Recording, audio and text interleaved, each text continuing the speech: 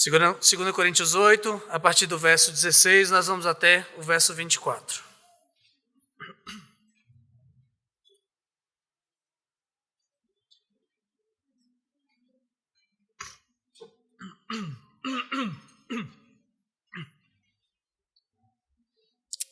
Diz assim a palavra de Deus. Mas graças a Deus que pôs no coração de Tito a mesma solicitude por amor de vós, porque atendeu o nosso apelo e, mostrando-se mais cuidadoso, partiu voluntariamente para vós outros. E com ele enviamos o irmão cujo louvor no evangelho está espalhado por todas as igrejas.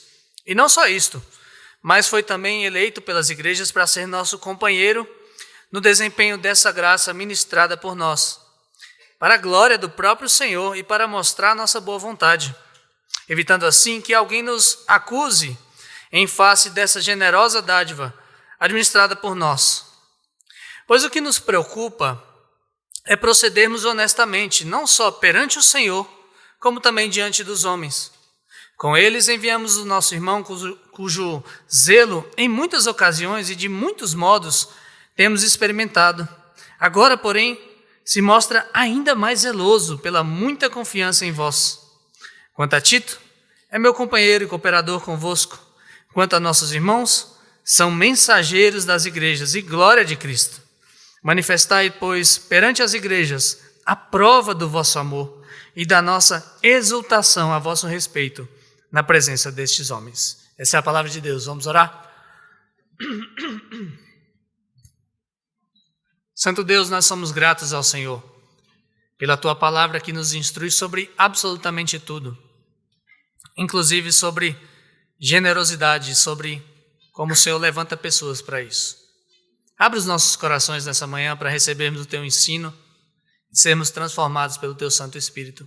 É o que pedimos em nome de Jesus. Amém. Pensa numa coisa complicada, é fazer compras coletivas. Já tentou? Tranquilo, né? Tem sempre alguém que passa poucas e boas quando a gente inventa de comprar uma coisa junto. É quem arrecada o dinheiro.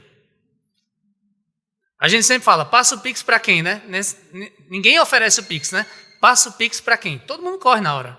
Ninguém quer fazer isso. Porque é difícil ser essa pessoa que gere os recursos. Dá um trabalho. Dá muito trabalho. Por quê? Tem gente que se esquece de pagar. Então você compra, a pessoa não te paga.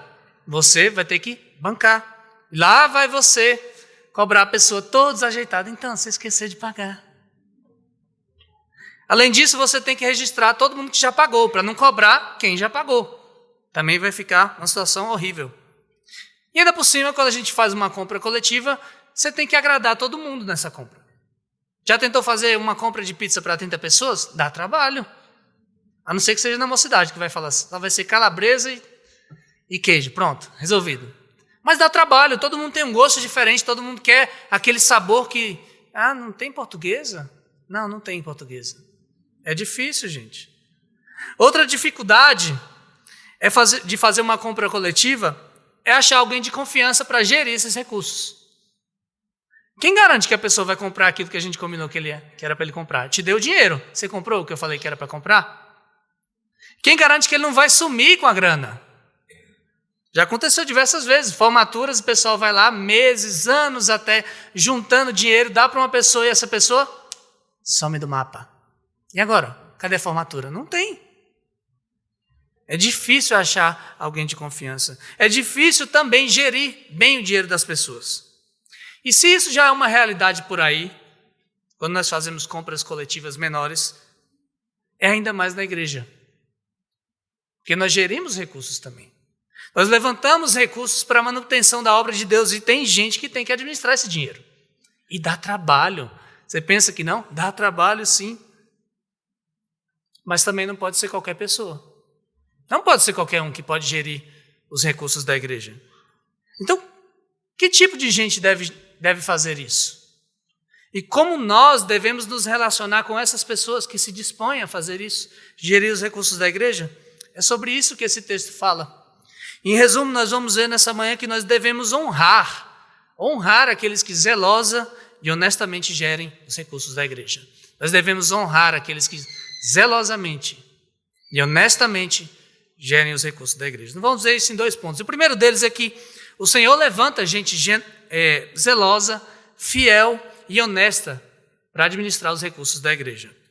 Depois de receber finalmente Tito na Macedônia, de ficar extremamente aliviado porque Tito tinha falado que os coríntios tinham se arrependido, depois de receberem a carta dolorosa dele, Paulo agora ele passa a instruir os irmãos a partir do capítulo 8, nós vimos isso, começamos a ver isso semana passada, ele começa a instruir os irmãos sobre outra coisa muito importante para aquela igreja.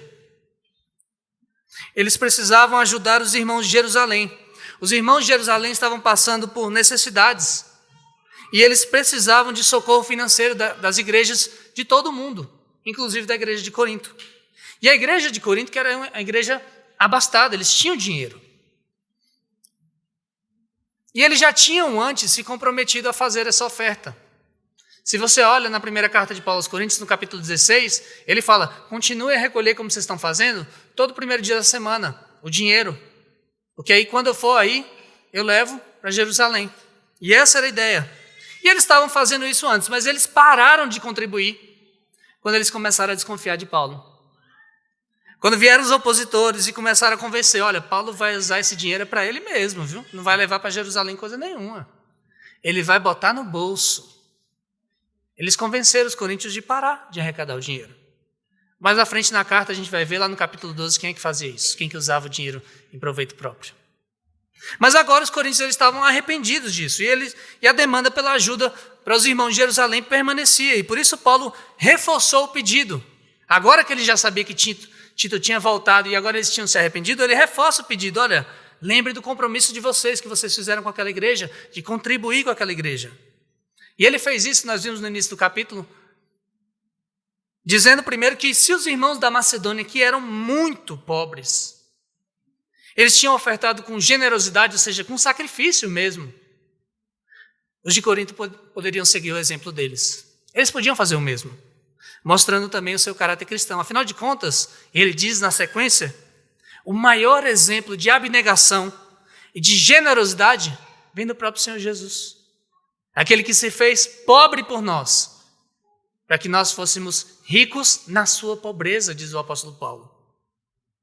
E assim como Cristo se deu por nós, nós devemos nos dar uns pelos outros. Essa é a ideia do Evangelho, para que todos sejam supridos nas suas necessidades. E aí hoje Paulo continua a falar disso, agora dando outras razões para que os coríntios participassem dessa coleta, mostrando quem ia administrar esse dinheiro. Veja comigo de novo o verso 16.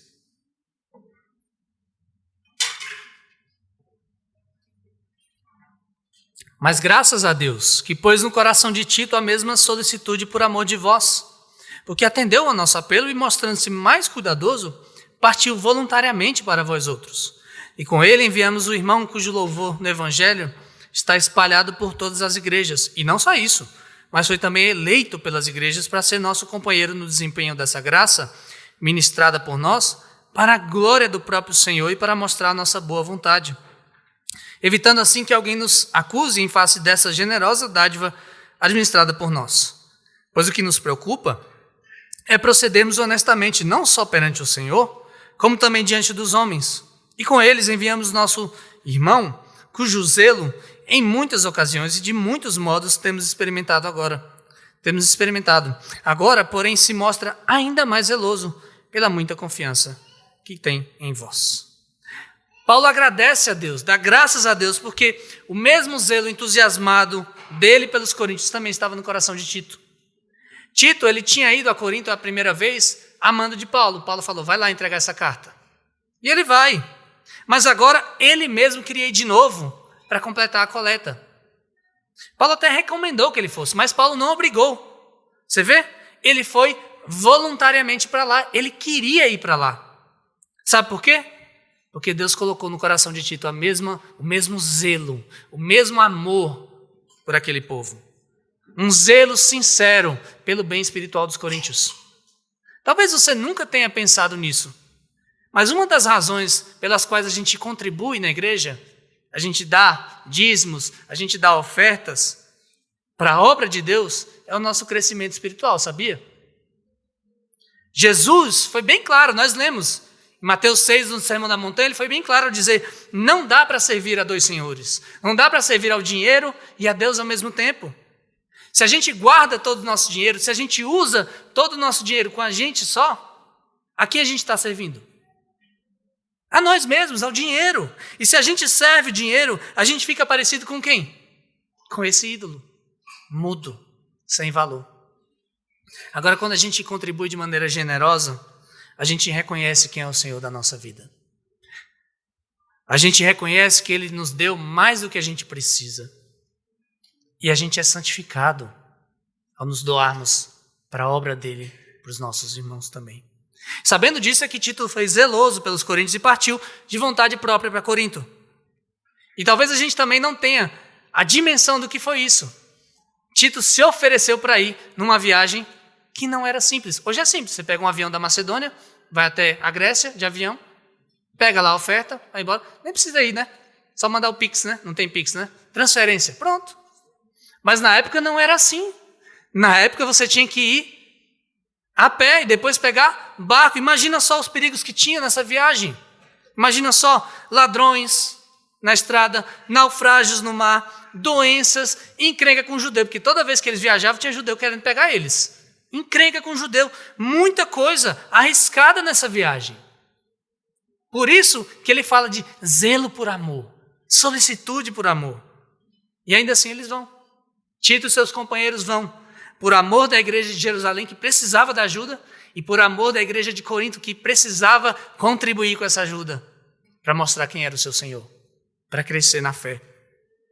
Falando em companheiros, Paulo diz que 2 homens iriam com Tito nessa empreitada.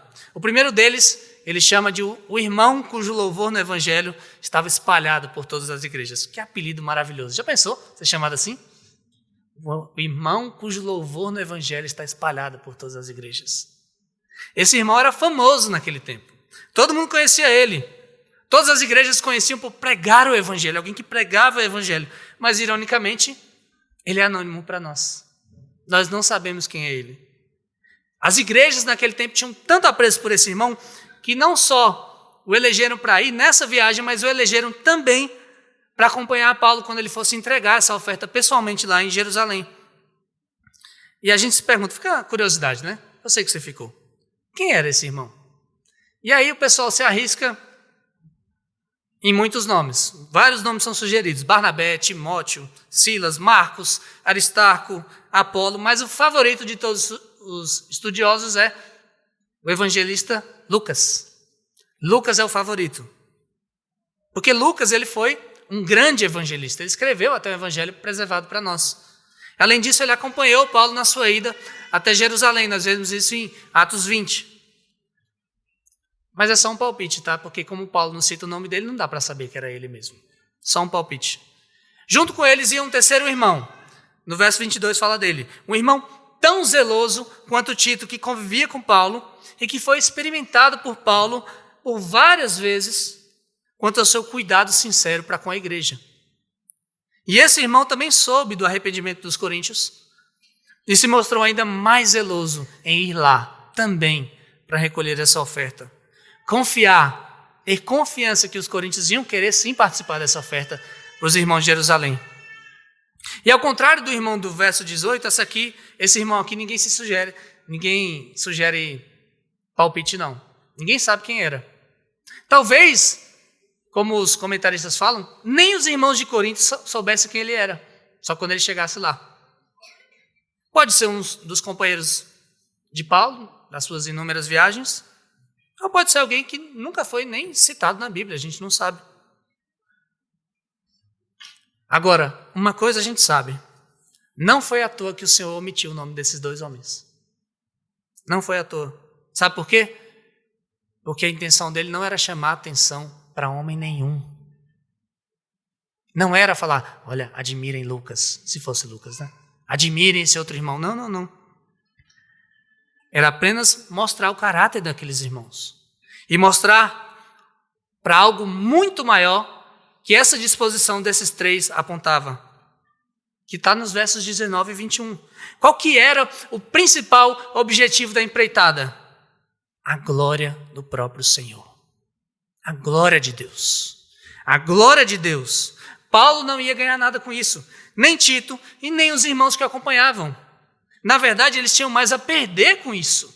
Com todas essas viagens, eles tinham mais a perder. Olha, saúde, segurança, conforto, liberdade. O que aconteceu com Paulo quando ele chegou em Jerusalém para entregar a oferta? Ele ficou tranquilo? Não, ele foi preso. Ele foi preso. Tudo isso eles iam a perder. Eles tinham a perder. Agora, a glória de Deus iria brilhar de uma maneira sem igual. Nessa atitude, irmãos doando, irmãos se sacrificando para ir entregar essa doação, irmãos recebendo. Glória de Deus estampada. Gente que viaja centenas de quilômetros, enfrentando perigos na estrada e no mar, para trazer uma ajuda de outros que mandaram para os irmãos, sem nem conhecer, eles não se conheciam, gente. Sem nem conhecer, apenas por amor e cuidado com os irmãos. Como que isso seria possível se não fosse a ação graciosa do Senhor? Não seria possível, ninguém se importaria. Problema deles lá em Jerusalém. Não, amor, solicitude, zelo, cuidado para com os outros. Só Deus pode fazer isso, querido, só Deus pode fazer isso. E isso traz glória a Deus. Quando a igreja se une para contribuir com outros irmãos, isso traz glória a Deus. Sempre traz glória a Deus. Mas o segundo objetivo, Paulo fala, era mostrar a boa vontade dele. Mostrar a boa vontade dele e dos seus companheiros com relação aos coríntios. Paulo queria dar testemunho de que ele vivia conforme o evangelho ao delegar a tarefa a outros irmãos para receberem esse dinheiro. E ele fala, ninguém vai conseguir acusar a gente. Ninguém vai conseguir acusar a gente de se apossar dessa oferta generosa. Ia ser uma oferta grande, já que ela ia ser administrada por um grupo. E ela ia ser supervisionada pelas igrejas. E no verso 21 a gente vê que a preocupação de Paulo era proceder honestamente perante o Senhor e diante dos homens. E Paulo aqui ele ecoa as palavras de Provérbios 3, 3 e 4, quando diz, não te desamparem a benignidade e a fidelidade, atas ao pescoço, escreve-as no teu coração, na tábua do teu coração. E ele fala, e acharás graça e boa compreensão diante de Deus e diante dos homens. Veja, a preocupação de Paulo não é parecer honesto, é ser honesto de fato. Ser honesto de fato, é ser fiel, é ser benigno. Primeiro, diante daquele que vê os nossos corações. Segundo, diante de todos os homens. E assim, o resultado seria a graça de Deus estampada para todos. Uma ação de generosidade que diz, Jesus fez tudo por nós. Por isso nós fazemos tudo o que podemos pelos nossos irmãos. Jesus fez tudo por nós. E assim nós fazemos também pelos nossos irmãos. Vez por outra aparece por aí na imprensa uma história de um bilionário doando muito dinheiro. Milhões, às vezes bilhões. E a gente fica super impressionado, né, com isso. Nossa, doou bilhões. Doou bilhões. Nossa, que incrível. A gente não devia ficar impressionado. Sabe por quê? Porque eles dão do que sobra. Nem faz falta para eles. E eles não fazem, queridos, por amor. Eles fazem para se sentir bem. Eles fazem para receber o aplauso dos outros. Olha só que filântropo incrível. Doou não sei quantos. Eles tomam glória para si. Agora, ao mesmo tempo que há essas notícias, há inúmeros irmãos fazendo arrecadações generosas em todo o globo, que não recebem sequer uma linha dos jornais aí. Dinheiro pouco, mas fruto do sacrifício de cada um, de quem crê que o seu tesouro está no céu e abre mão daquilo que podia ter para compartilhar com os outros. Dinheiro administrado por gente que doa a sua vida para servir os irmãos e não ganha nada em troca. Gente anônima, ajudando gente anônima, por amor aos irmãos, por um zelo pelo bem-estar dos irmãos, pela propagação do evangelho. Isso acontece todos os dias. Mas só um é manchete aqui. Agora eu te pergunto, qual das duas é manchete no céu? Qual das duas? A do filântropo ou das igrejas que se doam? Qual das duas os anjos aplaudem e glorificam a Deus quando vem o sacrifício? Claro que é da igreja. Claro que é da igreja. O Senhor levanta, meus irmãos, gente zelosa, gente fiel, gente honesta, para cuidar do seu povo, para aliviar as mazelas daqueles que menos têm. Gente que, assim como o Senhor Jesus, se doa, sem ganhar nada em troca, por amor aos irmãos, pelo evangelho do reino. Nunca se esqueça disso, tá, querido? O fato de ter muito bandido por aí, que se aproveita da igreja para enriquecer, e tem mesmo, não anula o fato de que tem muita gente zelosa, fiel, honesta, gerindo recursos da igreja para a glória de Deus, para o bem do povo dele. Não anula, não se esqueça disso. Deus vê a ação de cada um, não ponha no mesmo saco aquilo que Deus não mistura. Deus vê a ação de cada um, Deus vai julgar cada um pelos seus atos. E ai daqueles que abusaram dos irmãos para lucrar, para tomar a glória para si. Jesus diz, já ganharam a sua recompensa aqui na terra. Já ganharam a sua recompensa. E na eternidade eles vão se ver com Deus. Mas tem gente zelosa, queridos, graças a Deus. Tem muita gente zelosa, fiel, gerindo os recursos da igreja. A pergunta que cada um de nós deve fazer é, eu poderia ser contado entre essas pessoas? Eu tenho sido zeloso e fiel com os meus recursos? Recursos que o Senhor mesmo me confiou para o meu sustento, para ajudar os necessitados também e para o avanço do reino. Lembre-se disso, o nosso dinheiro não é só para nós mesmos, é para nós mesmos, nosso sustento, é para ajudarmos os necessitados e para suprirmos a obra do reino. Jesus disse em Lucas 16:10, quem é fiel no pouco, também é fiel no muito. Aquele que é injusto no pouco, ele diz também é injusto no muito. Eu tenho sido fiel. Alguns de nós, graças a Deus, são eleitos para isso, para gerir os recursos da igreja. Graças a Deus pela vida de vocês, oficiais. Graças a Deus.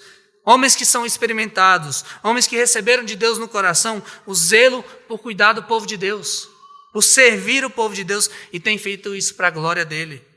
Meus irmãos, Deus vê o trabalho árduo de vocês.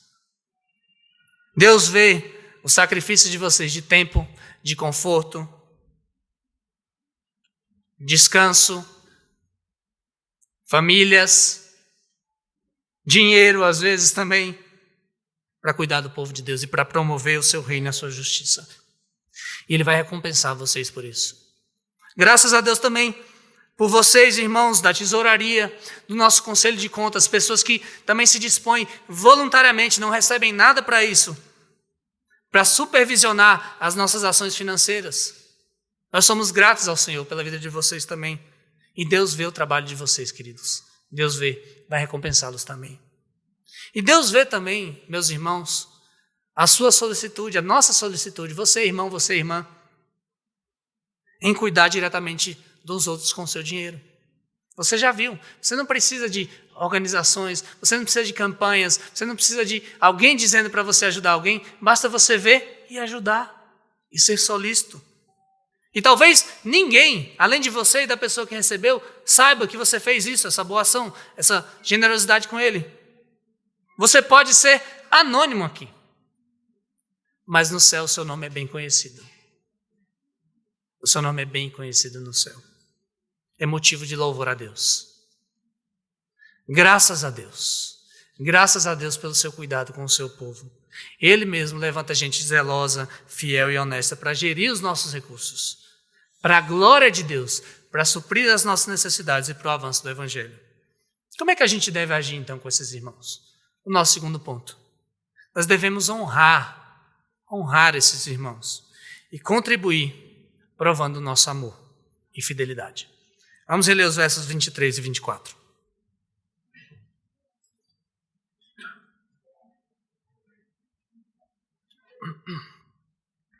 Quanto a Tito é meu companheiro, cooperador convosco. Quanto a nossos irmãos, são mensageiros das igrejas em glória de Cristo. Manifestai, pois, perante as igrejas a prova do vosso amor e da nossa exultação a vosso respeito na presença desses homens. Depois de dizer quem iria recolher as ofertas, Paulo agora diz como é que os coríntios deviam tratar essas pessoas. Mas antes ele descreve o valor dessas pessoas, desses irmãos. Tito, ele diz, é meu companheiro, cooperador convosco. E essa expressão companheiro no original é mais forte. Ela vem do grego, da palavra grega koinonia, que nós usamos para comunhão. Tito não era empregado de Paulo, não era assistente administrativo de Paulo, não. Tito era irmão de coração de Paulo, alguém que se associou a Paulo pela causa do reino. Como diz um comentarista chamado Kistemacher, Tito compartilhava inteiramente da vida e da missão de Paulo. A sua vida era igual à de Paulo, ser um servo de Cristo para o bem da igreja. Além disso, ele era cooperador com aquela igreja, alguém que já trabalhava com eles, alguém que conhecia-os de perto, que trabalhava pelo bem deles também. Já os outros dois irmãos eram mensageiros das igrejas. E o termo original aqui é literalmente apóstolos das igrejas. Claro, aqui o sentido da palavra não é o estrito, é o amplo. Eles não faziam parte dos 12 mais Paulo que foram comissionados pelo Senhor Jesus para liderar a igreja. Mas eles eram enviados, porque esse é o sentido da palavra apóstolos, enviados pelas igrejas para coletar o dinheiro e também para levar esse dinheiro até Jerusalém. Esse sistema, meus irmãos, de eleição, delegação e prestação de contas às igrejas é uma maneira maravilhosa da gente cuidar de forma séria dos recursos que Deus nos confere. É isso? É por isso que a igreja presbiteriana preza tanto pelo sistema conciliar. Porque nós elegemos representantes e esses representantes eles prestam contas uns aos outros. Inclusive a igreja também, eles prestam contas à igreja e uns aos outros, eles são supervisionados, os concílios, uns pelos outros. Ninguém decide nada sozinho e todos prestamos conta uns para os outros daquilo que nós fazemos. Afinal de contas, a obra não é nossa, a obra não é de homem nenhum, a obra é de Deus. E veja como Paulo chama esses dois irmãos que eram mensageiros das igrejas. Glória de Cristo. Glória de Cristo. Aqueles dois irmãos, eles refletiam a glória do Senhor Jesus com as suas vidas. Foi por isso que as igrejas confiaram neles. Eles já davam provas de que eles eram glória de Cristo. A igreja confiou neles para arrecadar o dinheiro e para gerir essa quantia grande. E essa mesma confiança que Paulo pede que os coríntios tivessem com eles também. Ao recebê-los bem e ao honrá-los também quando eles chegassem lá. Ele diz, mostrem para as igrejas a prova do amor de vocês e a prova também de nós nos orgulharmos, exultação, nos orgulharmos de vocês, como nossos filhos na fé, quando esses homens chegarem aí. De que forma eles iam honrar aqueles homens? Primeiro, tratando-os com dignidade e não com desconfiança. É engraçado como as pessoas veem quem gera os recursos da igreja sempre com desconfiança, né? Lá vem aquele diácono, né? Tesoureiro, ó, sei não. A pessoa tem que provar que é inocente e não o contrário. Não, gente, a bandidagem dos falsos mestres já existia no tempo de Paulo, existe até hoje, mas parece que ela é a regra e não a exceção no povo de Deus. Ela nos impede de confiar nas pessoas, mas veja como a escolha desses homens foi criteriosa. Tito não era qualquer um, Tito era irmão de alma de Paulo, alguém que servia como Paulo, ministro do evangelho. O irmão cujo louvor estava espalhado pelas igrejas já tinha dado provas da fidelidade dele, já tinha pregado, já tinham conhecido ele, sabiam que ele era. E o terceiro irmão, ele foi, Paulo diz, experimentado em muitas ocasiões, de muitas maneiras. Se fosse para esse homem ter sido ladrão, ele já tinha feito isso antes, com coisa pouca.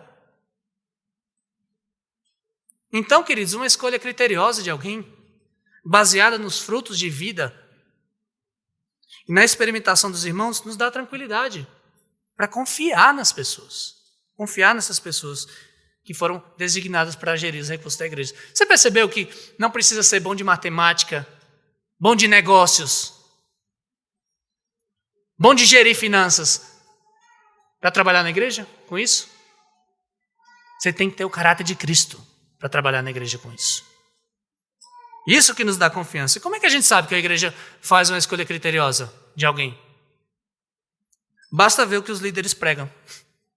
Basta ver a vida dos seus líderes. Como eles vivem. Se eles vivem de acordo com o evangelho. Se eles pregam o evangelho. Porque se eles não fazem nenhum dos dois, pode desconfiar. Pode desconfiar mesmo. As chances dele não levar a sério mais uma coisa, já não leva a sério um monte de coisa da Bíblia. Não prega nem a Bíblia. A chance dele não levar a sério a forma de gerir o dinheiro também é enorme. É enorme. Agora, se a igreja leva realmente a sério a palavra de Deus, se a igreja prega a palavra de Deus, se os irmãos vivem de acordo com a palavra de Deus, as chances de ter alguém desonesto gerindo o dinheiro dessa igreja, olha, diminuem drasticamente. Drasticamente. Se tiver, vai ser descoberto. E vai ser disciplinado. E vai ser entregue às autoridades também. E uma segunda forma que Paulo fala de honrar esses irmãos é que a igreja arrecadasse o dinheiro mesmo. Já esperasse aqueles irmãos com dinheiro arrecadado. Os coríntios eles não precisavam esconder a bolsa de moedas num cantinho para ver primeiro qual ia ser daqueles homens, né? Não. Vamos dar uma olhada neles aqui. Te parecem honestos? Tito a gente confia, né? Tito. Tá. O irmão cujo louvor a gente também conhece. Mas esse terceiro aí, bota fé não.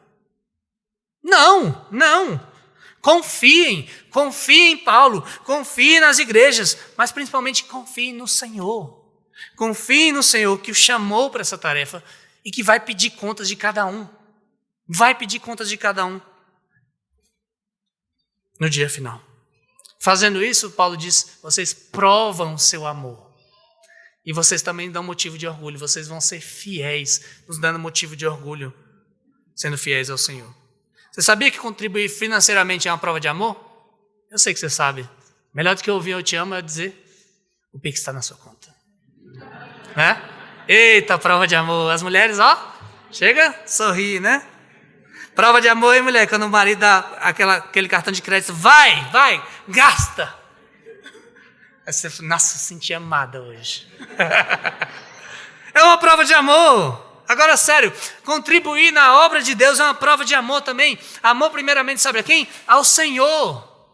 Ao Senhor. Quando nós damos os nossos recursos com generosidade, nós estamos dizendo a Deus, o Senhor é mais importante para mim do que o dinheiro. O Senhor é dono de todo o meu dinheiro. Eu sou teu servo. E o meu tesouro é o Senhor e não as minhas riquezas. Além disso, contribuir é uma prova de amor ao próximo. É se compadecer do outro que precisa. É lembrar que tem gente se doando nessa obra que precisa ser sustentado também. Sabendo que o cuidado de Deus, meus irmãos, pelas pessoas, passa pelas nossas mãos. Passa pelas nossas mãos. É como diz 1 João 3,16, nisto nós conhecemos o amor, que Cristo deu a sua vida por nós. E nós devemos dar a nossa vida pelos nossos irmãos. Quem ama a Deus sobre todas as coisas, quem ama o próximo como a si mesmo, inclusive no uso do dinheiro, vive segundo o Evangelho. É por isso que Paulo ia se orgulhar daqueles irmãos, se eles contribuíssem com fidelidade. E assim também, meus irmãos, que o Senhor nos vê quando nós somos fiéis a Ele. Quando nós honramos os nossos irmãos que estão trabalhando, gerindo os recursos. E quando nós contribuímos com generosidade para a obra do Senhor. A pergunta é, nós temos feito isso? Nós temos honrado os nossos irmãos agradecendo pelo seu serviço? Nós temos orado ao Senhor para que Ele dê sabedoria e fidelidade aos nossos irmãos no uso dos recursos? Nós temos nos disposto a ajudar esses irmãos também naquilo que nos cabe, para a tarefa não ser pesada demais para eles?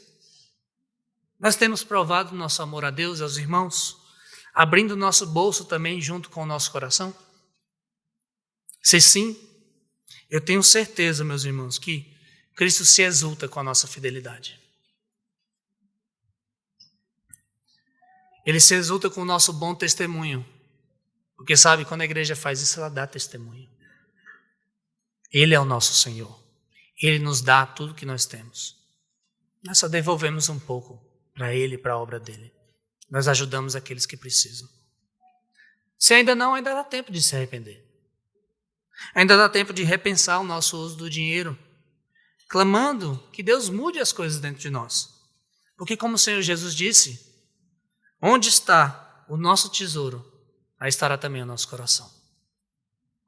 Talvez depois de ouvir essas palavras, você ficou bastante incomodado e percebeu que o seu coração não está no lugar certo. Não é confortável falar disso. Não é confortável ouvir isso, mas se está na Bíblia, é porque a gente precisa disso. E às vezes a gente percebe que o nosso coração está no lugar errado.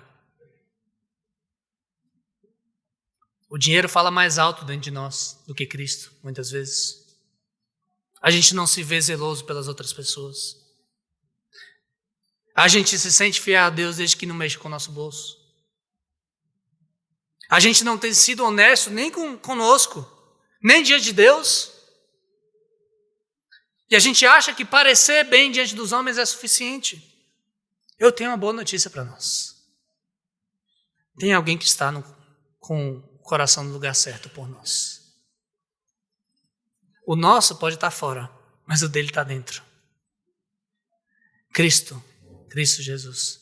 Ele tem o seu coração inteiramente no Pai, que o ama desde a eternidade. Ele tem o seu coração no Espírito, que vive para glorificá-lo. E sabe em quem mais ele tem o coração? Em nós, na sua noiva, na igreja. Cristo, sim, ele sim, é digno de toda a honra e glória.